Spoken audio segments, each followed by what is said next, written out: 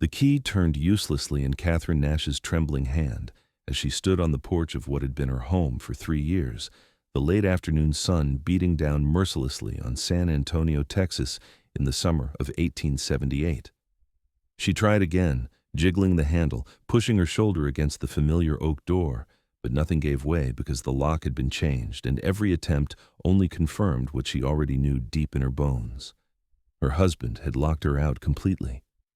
She stepped back from the door, her cotton dress clinging to her skin in the oppressive heat, and looked around the dusty street as if someone might appear to tell her this was all a terrible mistake. But there was no mistake. She had seen the determination in Marcus's eyes that morning when he told her to leave, his voice cold and final after months of growing distance between them. What had started as small disagreements had grown into a chasm neither of them could cross, and now he had taken the final step of shutting her out of their home while she had been at the general store buying flour and sugar. Catherine pressed her palm against the door one more time, feeling the heat of the wood beneath her hand. Everything she owned was inside, except for the small coin purse in her pocket and the clothes on her back. Her mother's silver brush, her few dresses, the quilt her grandmother had made, all of it was locked away from her now. She felt tears burning in her eyes but refused to let them fall where neighbors might see. She turned away from the house and walked down the wooden steps, her boots clicking against the planks. The street was mostly empty in the afternoon heat, just a few horses tied to posts, and the distant sound of a blacksmith's hammer ringing against metal. She had nowhere to go. Her parents had passed years ago, and she had no siblings. The friends she had made in San Antonio were mostly wives of Marcus's business associates, and she could not bring herself to knock on their doors with this shame. Catherine walked without direction, her mind spinning. She passed the saloon where piano music drifted out into the street, then the bank where Marcus worked as a clerk, his neat handwriting recording deposits and withdrawals while his own marriage crumbled. She kept walking until she found herself near the edge of town where a small boarding house stood, its paint peeling in the heat. The proprietor, a stern woman named Mrs. Henderson, took one look at Catherine's face and shook her head before Catherine could even ask the question. "I cannot rent to a woman alone without references or a man to vouch for her. It would not be proper, and I have my reputation to consider." Catherine nodded and left without arguing. She understood the rules of society even as they trapped her. A woman did not simply rent a room alone. A woman did not leave her husband. A woman certainly did not find herself locked out of her own home with nowhere to turn. The sun was beginning to sink lower in the sky, painting the buildings in shades of orange and gold, when Catherine found herself sitting on a bench outside the general store. She had walked in circles, coming back to where she had started. The storekeeper, Mr. Phillips, had seen her there for nearly an hour now, and finally came out wiping his hands on his apron. "Mrs. Nash, are you quite all right?" he asked, concern creasing his weathered face. Catherine looked up at him and felt her carefully maintained composure begin to crack. "I am locked out of my home, Mr. Phillips. My husband has changed the locks." The storekeeper's eyes widened, and he glanced around as if worried who might overhear. "That's a serious matter, madam. Have you spoken to the sheriff?"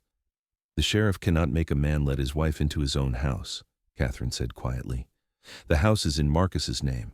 The law will not help me." Mr. Phillips shifted uncomfortably.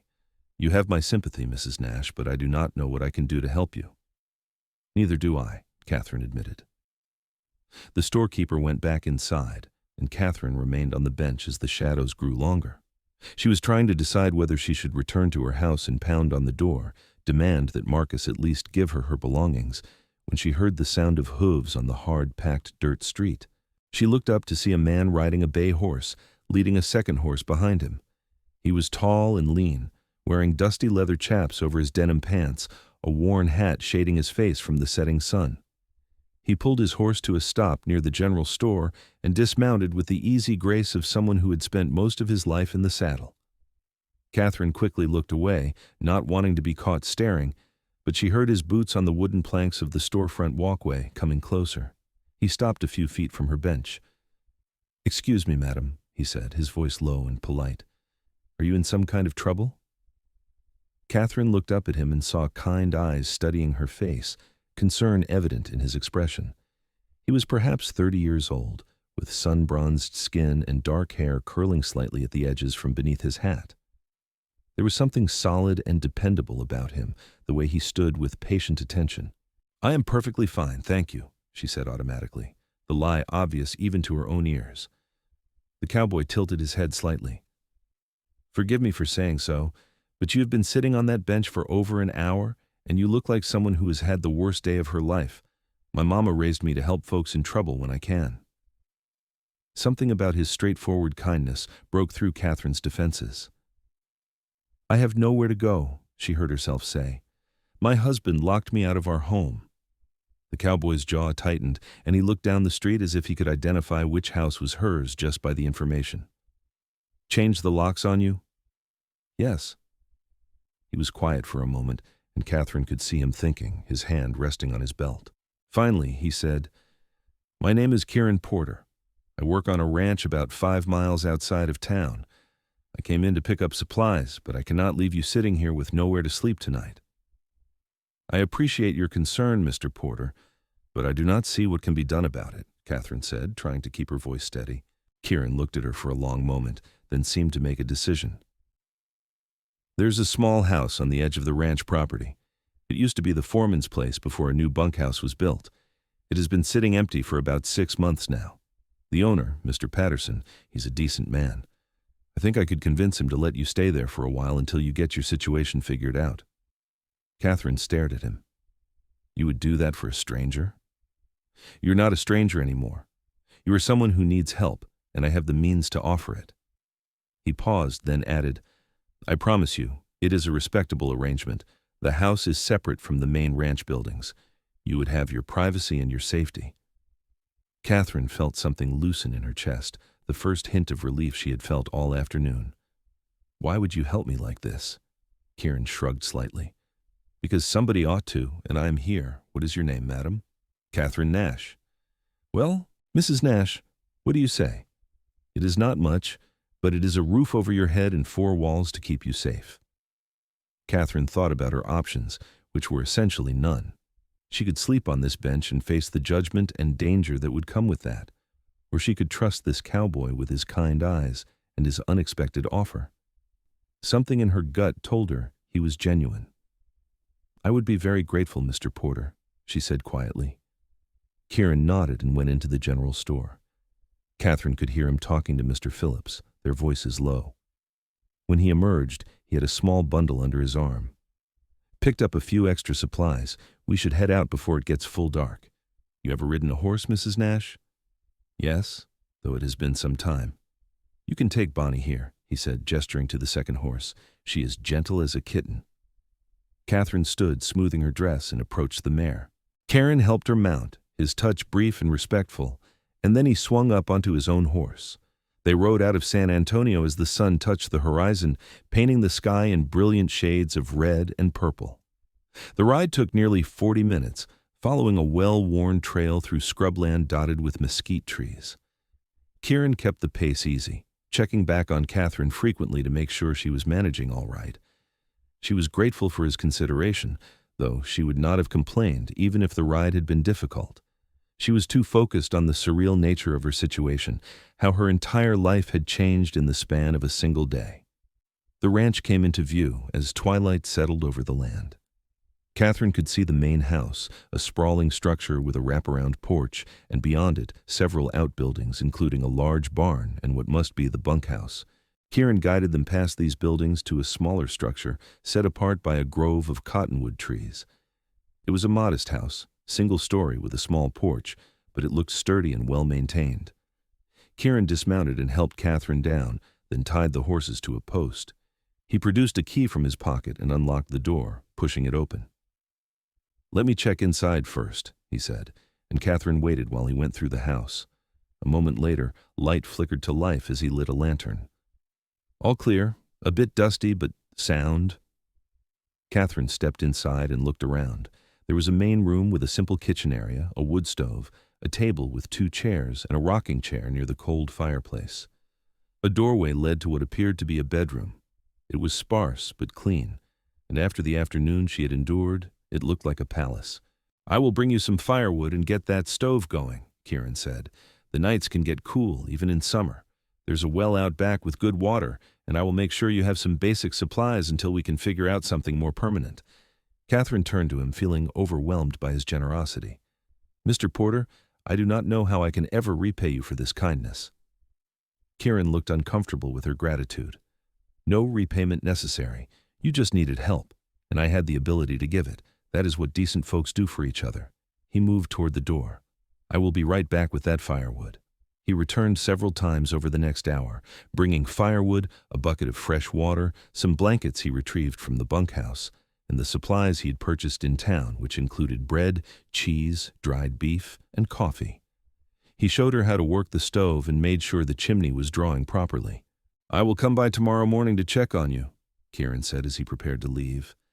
"The main ranch house is just over that rise if you need anything in the night, but you should be safe here. The hands all know this house is occupied now." "Thank you, Mr. Porter," Catherine said, her voice thick with emotion. "You have shown me more kindness today than I have known in a very long time."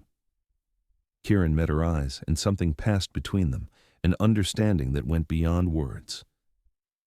"You are welcome, Mrs. Nash. Get some rest. Things will look clearer in the morning." After he left, Catherine sat in the rocking chair and let herself cry for the first time that day. She cried for her failed marriage, for the home she had lost, for the uncertainty of her future. But beneath the grief, there was also a small seed of something else, something that felt almost like hope, planted by the unexpected kindness of a cowboy who had stopped to help a stranger in trouble. Catherine woke the next morning to sunlight streaming through the window and the sound of birds singing in the cottonwood trees. For a moment, she forgot where she was. Then the events of the previous day came rushing back. She sat up in the narrow bed, still wearing her dress because she had nothing else to change into, and looked around the small bedroom. She got up and splashed water from the basin on her face, then went to the main room. Through the window, she could see the ranch coming to life, men moving between buildings, horses being led from the barn. She felt like an interloper, someone who did not belong in this place, but she also had nowhere else to be. There was a knock at the door, and Catherine opened it to find Kieran standing there with a woman beside him. The woman was perhaps 50 years old, with graying hair pulled back in a neat bun and warm brown eyes. "Good morning, Mrs. Nash," Kieran said. "This is Mrs. Patterson, the ranch owner's wife. I explained your situation to her and Mr. Patterson last night." Mrs. Patterson stepped forward with a kind smile. "My dear, Kieran told us what happened to you. That is absolutely shameful behavior from your husband. You are welcome to stay in this house as long as you need. We do not use it for anything, and it does no good sitting empty." Catherine felt tears prick her eyes again. "That is very generous of you, Mrs. Patterson. I do not want to impose on your charity." "Nonsense," Mrs. Patterson said firmly. "Though, if you would like to earn your keep, I could use some help around the main house. My housekeeper just left to care for her ailing mother, and I have been struggling to manage on my own. It would not be charity if you are working for your room and board." Catherine felt relief wash through her. She did not want to be a burden, and the thought of having work to do, something to occupy her mind and give her purpose, was exactly what she needed. "I would be very happy to help you, Mrs. Patterson. I am a good worker, and I know my way around a kitchen in a household." "Wonderful," Mrs. Patterson said. "Why do not you come up to the main house after you have had some breakfast, and we will discuss the arrangements." After Mrs. Patterson left, Kieran lingered at the door. "How did you sleep?" he asked. "Better than I expected," Catherine admitted. "Mr. Porter, I do not know how to thank you properly. You have given me back my dignity when I thought I had lost everything." Kieran shifted his weight, clearly uncomfortable with her gratitude. "I did what anyone should do. Besides, Mrs. Patterson really does need the help. Her housekeeper was with her for 15 years, and she's been at loose ends without her." He paused, then added, "If you need anything at all, you can find me around the ranch. I'm usually working with the horses." "I will remember that," Catherine said softly. Over the following weeks, Catherine settled into a new rhythm of life at the Patterson Ranch. She worked alongside Mrs. Patterson in the main house, helping with cooking, cleaning, laundry, and all the myriad tasks that kept a large household running. Mrs. Patterson was a kind employer who quickly became a friend, and the work kept Catherine's mind occupied so she did not spend all her time dwelling on her failed marriage. But it was Kieran who occupied her thoughts more than she wanted to admit. She saw him often around the ranch, working with the horses in the corral, riding out with the other hands to check on cattle, repairing fences and equipment.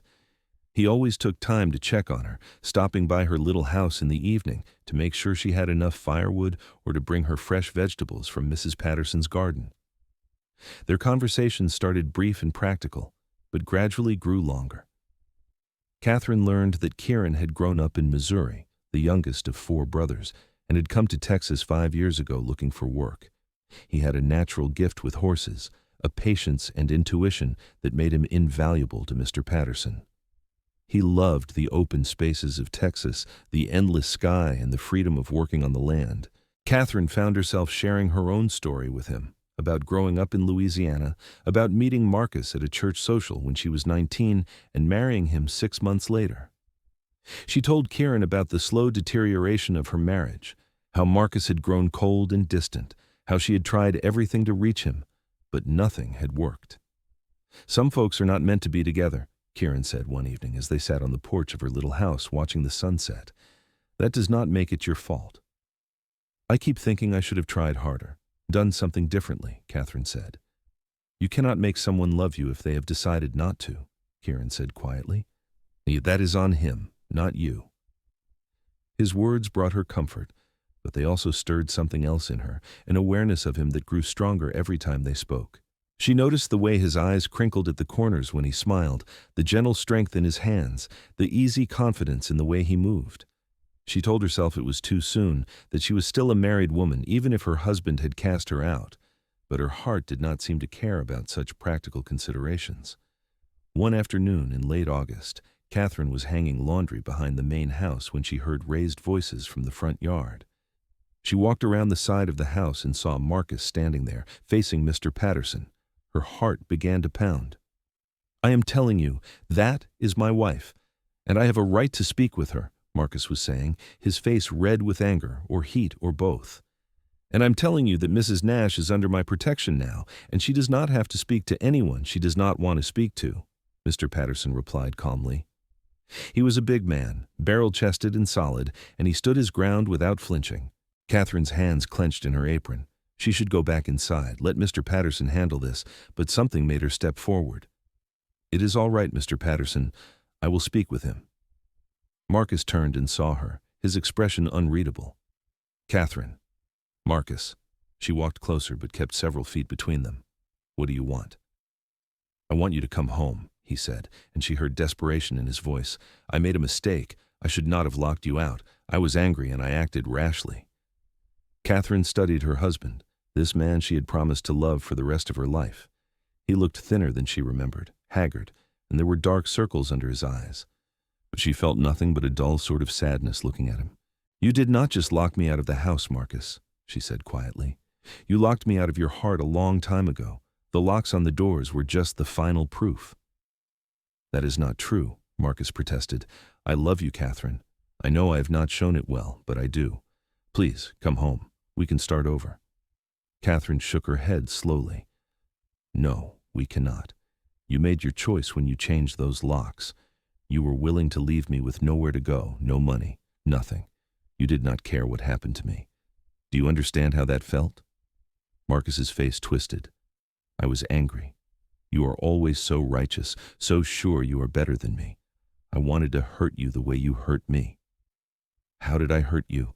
"Marcus, by trying to talk to you, by asking you to spend time with me, by loving you when you clearly did not want to be loved."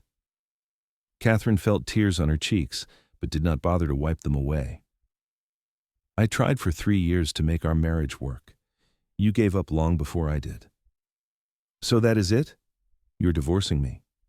Marcus's voice had gone hard now, defensive. "I do not know what I am doing," Catherine said honestly, "but I am not coming back to you. That much I know." Marcus looked at her for a long moment, and she saw something break in his eyes. "There is someone else, is there not? Someone here. That is why you are staying." "There is no one else," Catherine said firmly, though even as she spoke the words she thought of Kieran and felt her heart twist. "I am staying because I have work here and a safe place to sleep. I'm staying because I have been shown more kindness by strangers than I ever received from my own husband. Marcus opened his mouth to respond, but Mr. Patterson stepped forward. I think that is enough. Mrs. Nash has made her position clear. You need to leave now. For a moment, Catherine thought Marcus might argue, might make a scene, but instead, he just nodded stiffly. Fine. But this is not over. Catherine, you are still my wife in the eyes of God and the law.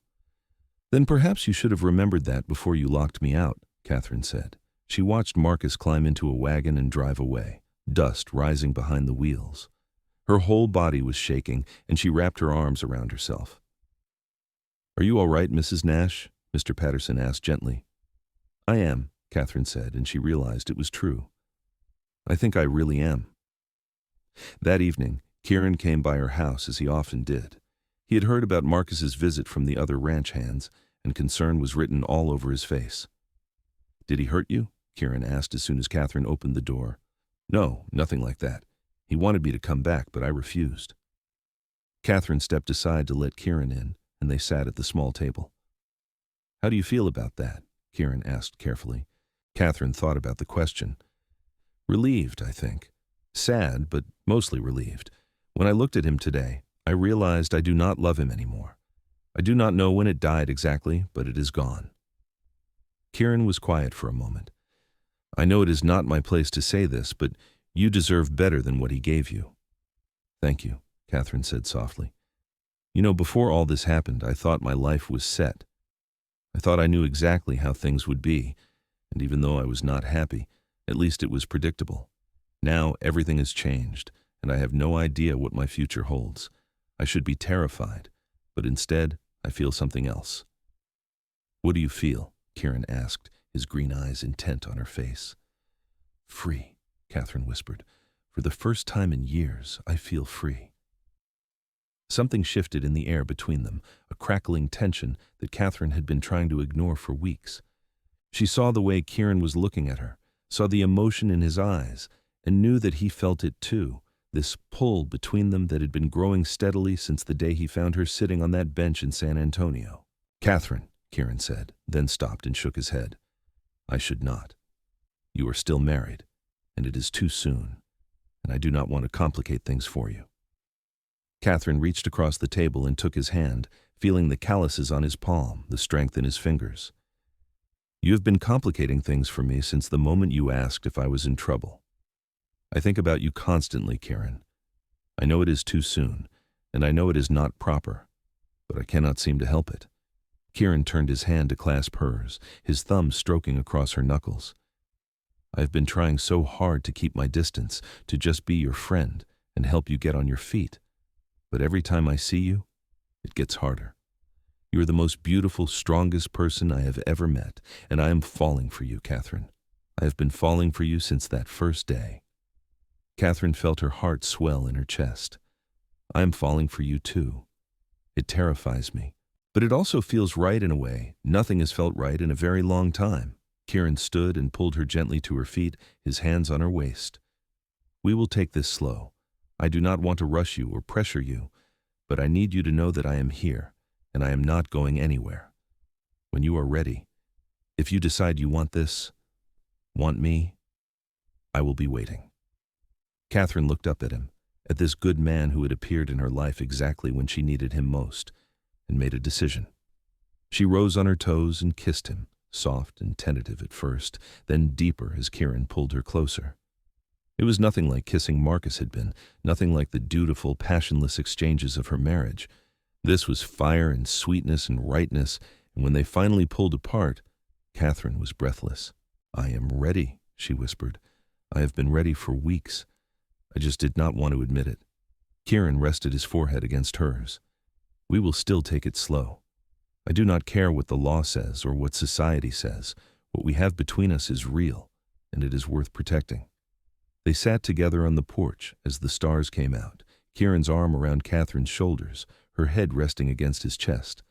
They talked about everything and nothing, making plans and sharing dreams, and Catherine felt something settle in her soul that she had not even realized was restless.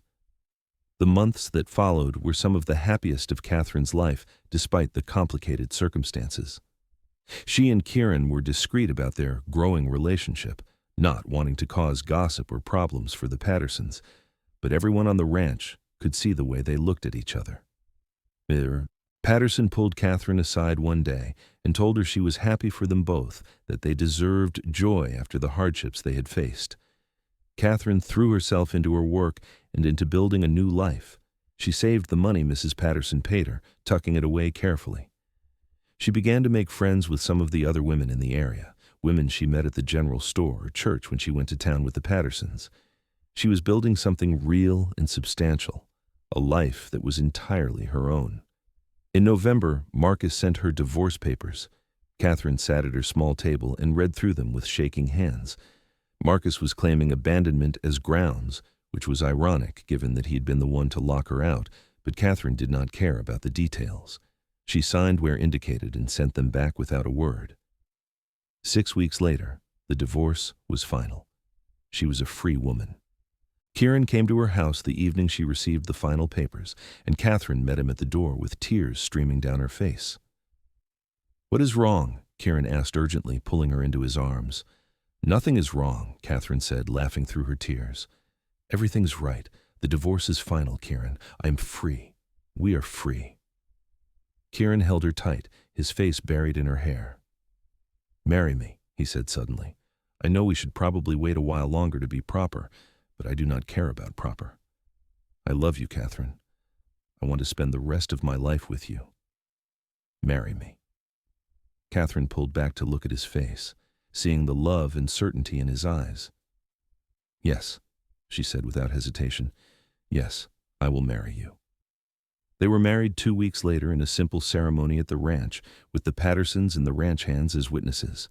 Catherine wore a new dress that Mrs. Patterson had helped her make, pale blue calico with pearl buttons, and Kieran wore his best shirt and had trimmed his hair for the occasion. The circuit preacher who traveled through the area performed the ceremony under the cottonwood trees near Catherine's little house. When Kieran kissed her as his wife, Catherine felt like she was finally home after being lost for a very long time. They spent their first night as a married couple in the little house where Catherine had found refuge those months ago. Kieran carried her over the threshold, and they made love with a tenderness and passion that left Catherine breathless. This was what marriage was supposed to be, she thought, as she lay in Kieran's arms afterward. This partnership, this love, this feeling of being cherished and safe. "I love you," she whispered into the darkness. "I love you too," Kieran replied, his hand stroking her hair. "I promise I will spend every day proving that to you." Life settled into a comfortable rhythm after their marriage. Catherine continued to help Mrs. Patterson with the household, and Kieran continued his work with the horses. They talked about their future, about maybe saving enough money to buy their own small piece of land someday, to build their own ranch. In the spring of 1879, Catherine discovered she was pregnant. She told Kieran one evening as they sat on their porch, and she watched his face transform with joy. "A baby," he said, his voice full of wonder. "We are going to have a baby." "Are you happy?" Catherine asked, though she could see the answer in his eyes. "Happy does not even begin to cover it," Kieran said. He knelt in front of her chair and placed his hands gently on her still flat stomach. "This is everything I ever wanted, and did not dare to dream I could have." The pregnancy was relatively easy, though Catherine was tired more often than not. Mrs. Patterson fussed over her and insisted she take on lighter duties. Kieran was attentive to the point of being comical, constantly checking on her and bringing her things she did not need. Catherine loved every moment of it, this evidence of how much she was loved. Their son was born in December of 1879, a cold winter night when the stars were brilliant in the clear sky. The birth was long and difficult, with Mrs. Patterson and the ranch doctor attending Catherine while Kieran paced outside. When the baby's cry finally filled the room, Catherine wept with relief and joy. They named him Thomas Patterson Porter after Mr. Patterson, who had given them so much, and called him Tommy for short. He had Kieran's dark hair and Catherine's blue eyes, and he was perfect. Kieran held his son with such gentle reverence that Catherine fell in love with her husband all over again. "Look at him," Kieran whispered, his eyes shining with tears. "He is so small, so perfect." "He has your nose," Catherine said with a tired smile. "Poor kid," Kieran joked, but his expression was pure adoration. The Pattersons were delighted with the baby and treated him like a grandchild. Mrs. Patterson knitted countless blankets and clothes, and Mr. Patterson carved a beautiful cradle with his own hands. The other ranch hands took turns stopping by to meet the baby, these rough cowboys turning gentle and awkward with the tiny infant. As Tommy grew from a newborn to a chubby, laughing baby, Catherine often reflected on how much her life had changed. 2 years ago, she had been locked out of her home with nowhere to turn, feeling like her life was ending. Now she had a husband who loved her deeply, a beautiful son, work that gave her purpose, and friends who felt like family. One evening when Tommy was about 6 months old, Catherine and Kieran were sitting together watching their son play with his toes on a blanket spread on the floor. Kieran had his arm around Catherine, and she was leaning against his shoulder. "Do you ever think about that day I found you in San Antonio?" Kieran asked quietly. "All the time," Catherine admitted. "I think about what might have happened if you had not stopped, if you had just ridden past like everyone else did." "I almost did," Kieran said. "I was tired and wanted to get my supplies and head back to the ranch, but something made me stop. I looked at you sitting there, and I just knew I could not leave you like that." Catherine turned to kiss his cheek. "I thank God every day that you stopped. You saved me, Kieran. Not just from having nowhere to sleep, but from a life where I did not even know what happiness felt like." "You saved me too," Kieran said. "I did not even know I was lonely until I met you. I thought I was content with my life, my work, my independence, but you showed me what I was missing." They sat in comfortable silence for a while, watching Tommy gurgle and coo. Finally, Catherine said, "I heard some news when I was in town yesterday. Marcus remarried." Kieran looked at her carefully. "How do you feel about that?" "Relieved, mostly," Catherine said honestly. "I hope he finds happiness with her truly. I hope he learned something from what happened between us, but mostly I just feel grateful that my life went in a different direction." "No regrets?" Kieran asked. Catherine thought about the question seriously. Did she regret the years she spent with Marcus, the pain of that failed marriage, the humiliation of being locked out of her home? In a way, yes. Those had been hard years, lonely years. But they had also led her here, to this moment, to this man, and this child, and this life. "No regrets," she said firmly. "Everything I went through brought me to you. How could I regret that?" By the time Tommy was a year old, the Pattersons offered Kieran a significant promotion. Mr. Patterson was getting older and wanted to start stepping back from the day-to-day management of the ranch. He offered to make Kieran his foreman with a substantial increase in pay and the promise of a partnership stake in the ranch in the future. Kieran was stunned by the offer and immediately sought out Catherine to discuss it. They walked together along the creek that ran through the ranch property, Tommy bouncing on Kieran's shoulders and laughing at the birds. "It is an incredible opportunity," Catherine said. "But what do you want, Kieran? What about our dream of having our own place?" Kieran was quiet for a moment, thinking. "I think this might be better than what we were dreaming of. A partnership in an established ranch rather than struggling to start from nothing. It would be good for Tommy, growing up here with security and opportunity. And I love this place, Catherine. I love the work. I respect Mr. Patterson, and this land feels like home now." "Then you should accept," Catherine said without hesitation. "We can build our life here, make this our home." Kieran stopped walking and pulled Catherine close, careful not to jostle Tommy too much. "Are you sure? I do not want you to feel like I am making this decision without you." "I am absolutely sure," Catherine said. "This place gave me refuge when I needed it most. The Pattersons gave me work and dignity when I had lost everything. Now it can be where we raise our son and build our future. I cannot think of anything I want more." Kieran accepted the position, and they moved from the little house by the cottonwoods to a larger house closer to the main ranch buildings. It had 3 bedrooms, a proper kitchen, and a front porch with a view of the pastures.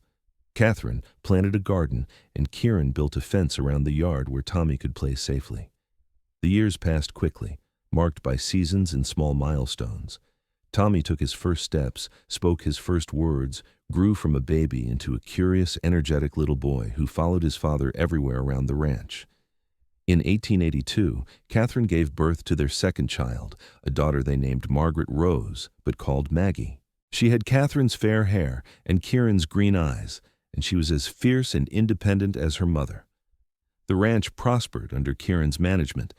He had a gift for knowing when to take risks and when to play it safe, and his way with horses meant they were able to build a reputation for selling quality stock. Mr. Patterson officially made Kieran a partner in 1884, signing papers that gave Kieran a 20% stake in the operation. Catherine continued to help Mrs. Patterson, though now it was more as a friend and equal than as an employee. She also took on teaching the children of the ranch hands their letters and numbers, holding informal lessons in her parlor 3 days a week. She loved the work, loved seeing young minds open up to learning. On their 5th wedding anniversary in December 1884, Kieran surprised Catherine with a gift. He led her out to the barn where a beautiful Palomino mare stood in one of the stalls, her coat gleaming like gold in the lantern light. "She is yours," Kieran said, grinning at Catherine's shocked expression. "I know you have been borrowing horses from the ranch stock, but I wanted you to have one that was just yours." Catherine approached the mare slowly, letting the horse sniff her hand before stroking her velvety nose. "She is beautiful. What is her name?" "That is up to you. She is your horse." Catherine looked at the mare, at her golden coat and intelligent eyes. "Sunny," she decided. "Her name is Sunny because she looks like sunshine." They began riding together in the evenings when Kieran's work was done, exploring the ranch land and the surrounding countryside. Sometimes they would pack a picnic and ride out to a favorite spot by a spring-fed pond, lying in the grass and talking while the horses grazed nearby. These were Catherine's favorite times, just the two of them alone in the vastness of the Texas landscape, connected by love and trust and the life they had built together. In the summer of 1885, Marcus's name came up in conversation one last time. Catherine was in town with Mrs. Patterson when she ran into an old acquaintance from her married days, a woman named Mrs. Thornton, who had been friends with Marcus's mother. "Catherine Nash, as I live and breathe," Mrs. Thornton said, though Catherine had not been Catherine Nash for nearly 6 years now. "I heard you remarried. How scandalous that divorce was." Catherine felt Mrs. Patterson stiffen beside her, but Catherine just smiled calmly. "It is Kieran Porter now, and yes, I am remarried. I have 2 beautiful children and a very happy life." Mrs. Thornton sniffed. "Well, Marcus is doing quite well for himself. He and his new wife just had their second child, you know, a boy. He's working at a bank in Houston now, quite successful." "I'm glad to hear he's doing well," Catherine said, and she meant it. "I wish him every happiness." "Do you not regret what you gave up?" Mrs. Thornton asked, her eyes sharp with judgment and curiosity. "You could have been a banker's wife in a big city instead of a ranch hand's wife out in the middle of nowhere." Catherine looked at this woman with her expensive dress and her narrow view of the world. "I regret nothing, Mrs. Thornton. I have everything I ever wanted. Now, if you will excuse me, I have shopping to finish." She walked away with her head high, Mrs. Patterson squeezing her arm supportively. "That old busybody," Mrs. Patterson muttered. "Do not let her get to you." "I will not," Catherine promised, "because she is wrong. I do not regret anything. My life is exactly what it should be." That night she told Kieran about the encounter. They were lying in bed, the windows open to let in the cool night breeze, the sounds of crickets and distant cattle drifting through the darkness. "Does it bother you?" Kieran asked, his hand tracing patterns on her arm. "Knowing that he is successful and has a family?" "Not even a little bit," Catherine said. "I'm happy he found someone who suits him better than I did. I'm happy he has children and a good job. I want him to be happy, Kieran, because I am happy. If I was bitter or miserable, maybe I would resent his success. But how can I resent anything when I have you and Tommy and Maggie and this life?" Kieran pulled her closer. "I love you so much, Kieran Porter, more than I ever thought it was possible to love someone." "I love you too," Catherine whispered into his chest. "Thank you for stopping that day in San Antonio. Thank you for seeing me when I was invisible to everyone else." "Always," Kieran promised. "I will always see you." By 1888, the Patterson Ranch was one of the most successful in the region. Mr. Patterson had officially retired, turning the day-to-day operations over to Kieran completely, though he still liked to walk around and offer advice. Mrs. Patterson had slowed down as well, and Catherine had effectively taken over running the main household with Mrs. Patterson's blessing. Tommy was 9 years old now, already showing signs of his father's gift with horses. He spent every free moment in the barn or the corrals, learning to ride and rope and care for the animals. Maggie, at 6, was equally horse-crazy, but also showed a love of books and learning that reminded Catherine of herself. They were good kids, happy and healthy and loved. In the spring of that year, Catherine discovered she was pregnant again. She was 31 now, and she had not been sure they would have more children, but the news filled her with joy. Kieran was equally thrilled, though he fussed over her even more than he had with the previous pregnancies. This baby was different from the start. Catherine was more tired, more uncomfortable, and as the pregnancy progressed, the doctor began to look concerned. In October, when Catherine was about 7 months along, the doctor took Kieran aside after an examination. "She is carrying twins," the doctor said. "I should have caught it sooner, but I'm certain now. 2 heartbeats, 2 babies."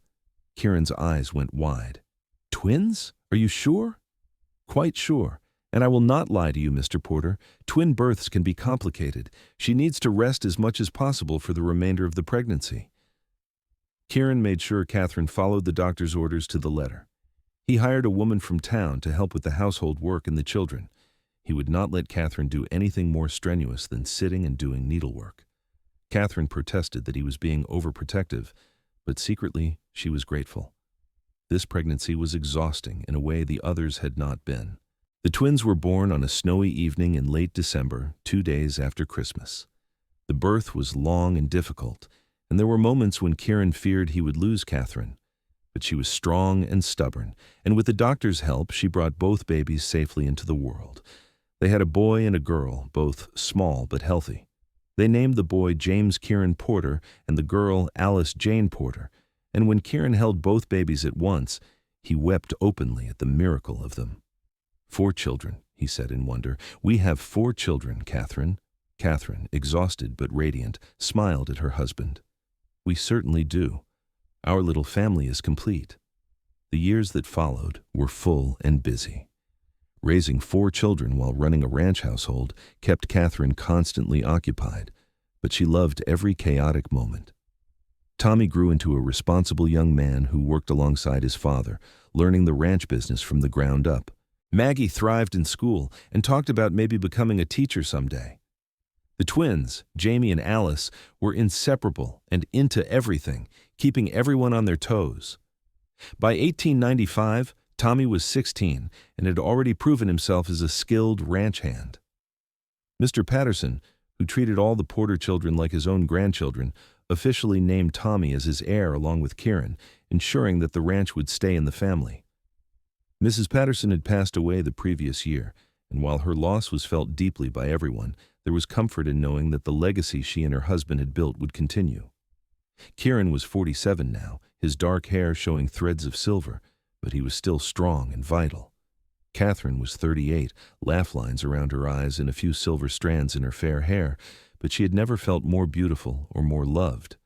They had built something remarkable together, a family and a home and a legacy. One evening in June, after the children were all in bed, Kieran and Catherine sat on their porch watching the sunset. This was their ritual, this quiet time together at the end of each day, and Catherine treasured it.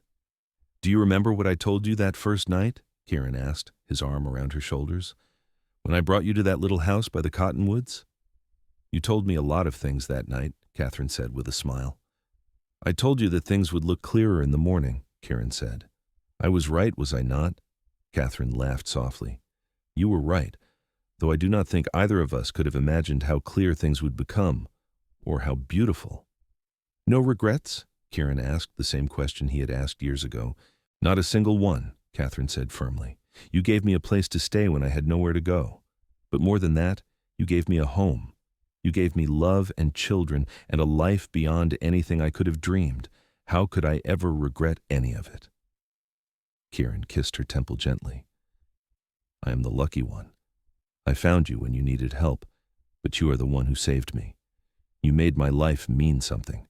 You gave me a family, a purpose, a reason to wake up grateful every single morning." They sat in comfortable silence as the sun dipped below the horizon, painting the sky in brilliant colors. In the distance, they could hear the cattle lowing and the horses nickering in the pasture. Closer, through the open window, they could hear Maggie reading a story to the twins, her voice soft and soothing. "This is everything," Catherine whispered. "This moment, this life, this love. It is everything." "It is," Kieran agreed, "and we built it together, starting from nothing but hope and determination." As the stars began to appear in the darkening sky, Catherine thought about the young woman she had been, sitting on that bench in San Antonio with her world falling apart around her. She thought about the fear and the shame and the uncertainty. And then she thought about the cowboy who had stopped to help her, who had seen her pain and decided to do something about it. She had been locked out of one life only to find her way into a better one. She had lost everything only to gain more than she had ever dreamed possible. And it had all started with an act of kindness from a stranger who became her husband, her partner, her home. "Thank you," she said quietly. "For what?" Kieran asked. "For everything. For stopping that day. For finding me a place to stay. For loving me even when I was not free to love you back. For giving me this beautiful life." Kieran tightened his arm around her. "Thank you for trusting me. For taking a chance on a cowboy you had just met, for building this life with me. I love you, Kieran Porter. I have loved you from almost the first moment I saw you, and I will love you until my last breath." "I love you too," Catherine said, turning to kiss him properly, "always and forever." They stayed on the porch until the moon rose high and bright, content in each other's company and in the life they had created together. Inside the house, their children slept safely, and around them, the ranch hummed with the promise of another day to come.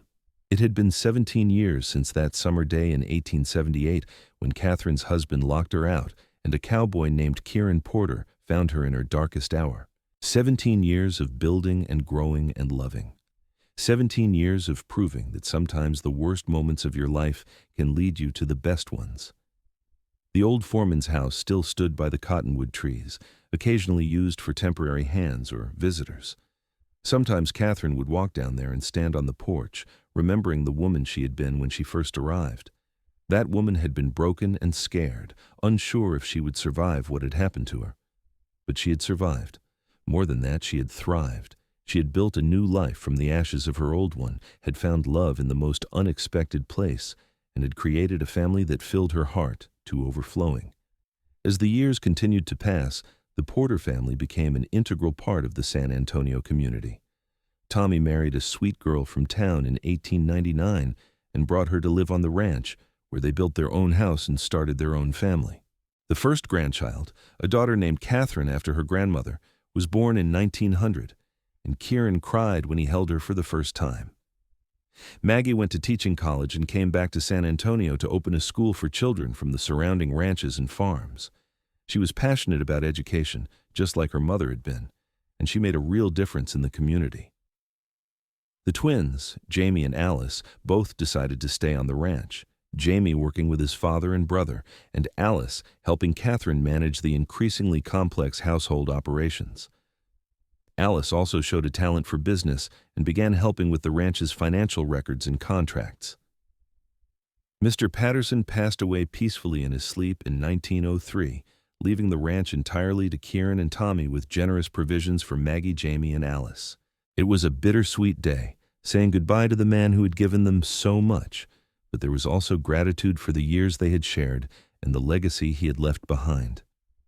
Kieran officially renamed the property the Porter Ranch in honor of Mr. Patterson's generosity, and they held a dedication ceremony where half the county showed up to pay their respects and celebrate the family's stewardship of the land. By 1910, Kieran and Catherine were in their 60s, slowing down but still active in the running of the ranch and the raising of their growing number of grandchildren.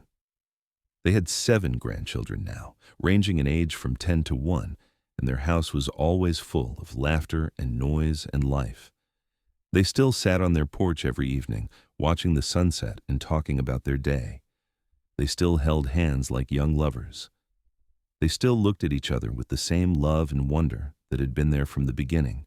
One evening, as they watched their grandchildren play in the yard under the watchful eyes of their parents, Catherine leaned her head on Kieran's shoulder and sighed contentedly. "What are you thinking about?" Kieran asked, his fingers threading through hers. "About how far we have come," Catherine said. "About that scared woman on a bench in San Antonio and the cowboy who stopped to help her. About everything that has happened since then." "It has been quite a journey," Kieran agreed. "I was thinking," Catherine continued, "about how I used to believe that my life was over when Marcus locked me out. I thought I had lost everything, but really, I'd just been set free to find what I was meant to have all along." Kieran kissed the top of her head. "God works in mysterious ways, my love. He took away what was wrong to make room for what was right."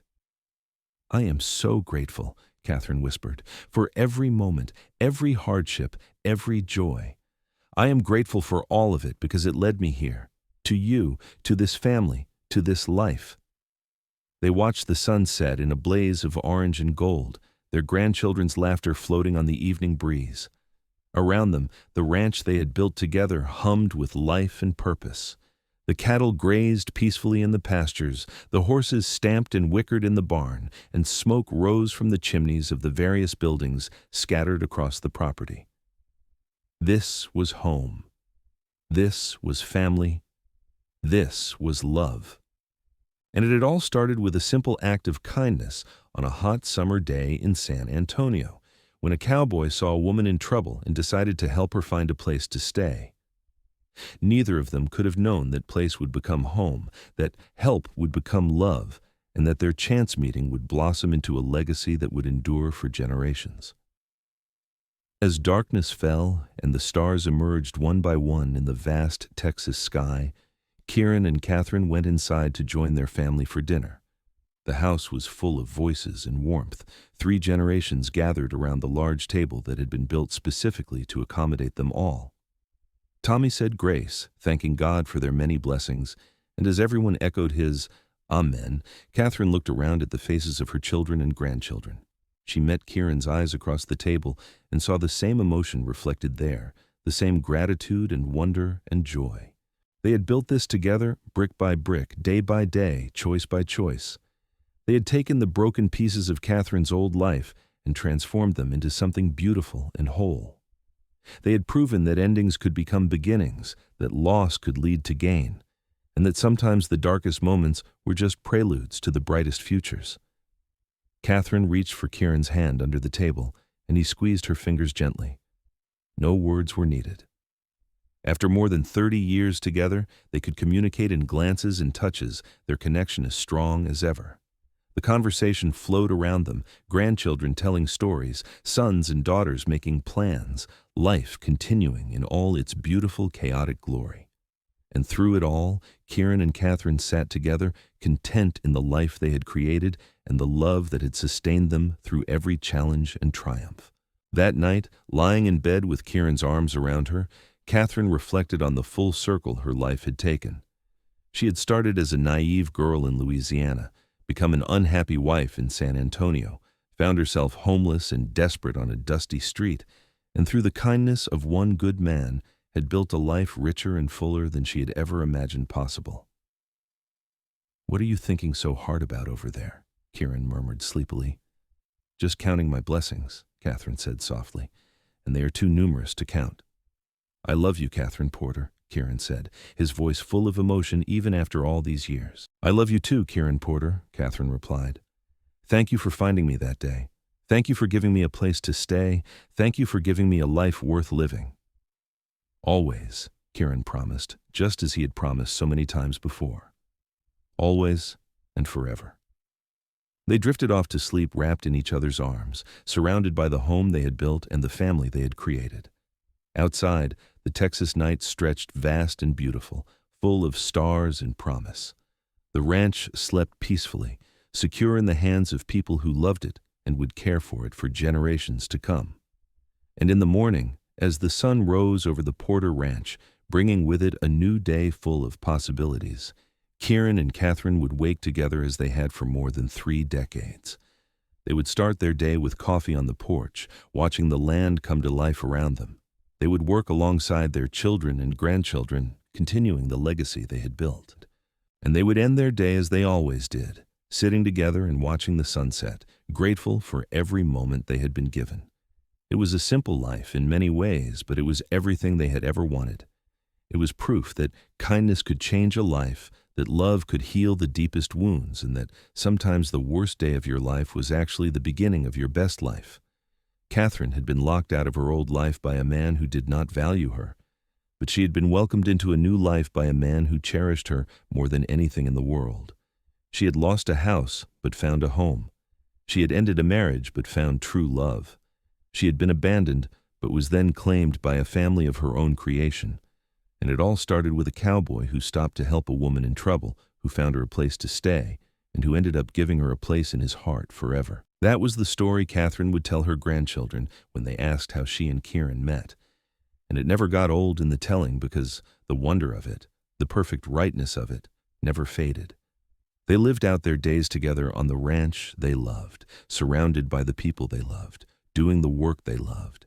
They saw their children grow and thrive, their grandchildren begin to have children of their own, and the legacy they had built continue to flourish and expand.